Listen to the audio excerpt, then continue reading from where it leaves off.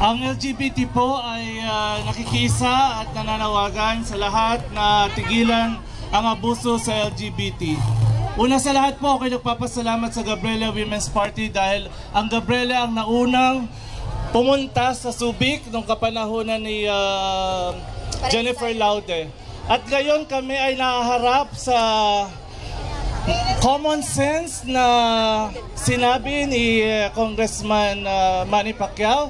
At hanggang ngayon po ay hindi ko tinatanggap, hindi namin tinatanggap ang apology ni Congressman Pacquiao. Bakit? Madali sa straight, sa LGBT hindi ho. Kahapon ho nakatanggap ako ng isang message, emisary, na nananawagan sa mga LGBT activists na pumunta sa Jensen. All expenses paid. Trip to Jensen. Tinanggihan namin. Masakit sa amin na tawagin kaming masahol pa sa hayop. Hindi kami hayop, tao kami.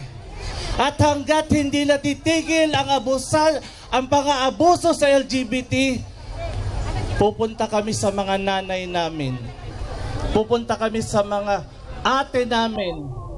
Kaya kami nandito, nagsusumbong kami sa mga kababaihan kung gaano na lang kami trinato ni Manny Pacquiao na masahol pa sa hayop. Hindi kami hayop, tao kami, Pacquiao! Ikaw ang mukhang hayop! Ikaw ang wala karapatan maging senador! Ang kapal na mukha mo maging senador, wala ka namang pinasok sa Kongreso! Ang nasa Senado ay dapat yung katulad ni Congressman Nery Colmenares! Ang unggoy, kahit anong parang ng ginto, unggoy pa rin! Hindi magbabago ang Pilipinas kung hindi tayo nagiging progresibo!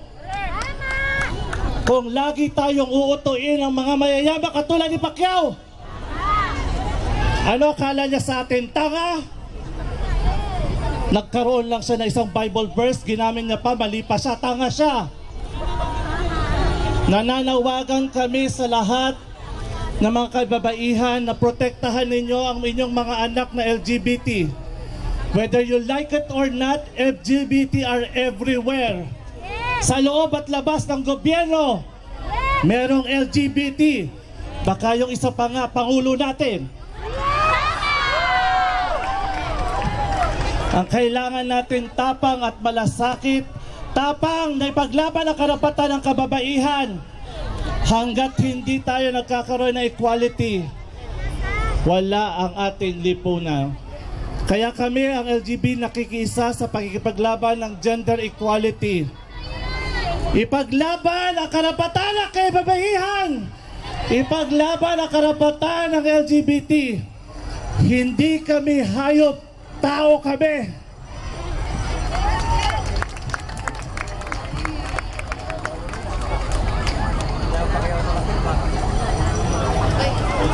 Sama-sama tayo, labanan ang abuso. Sama-sama tayo, labanan ang abuso. Maraming salamat sa inyong apat. At sa puntong ito,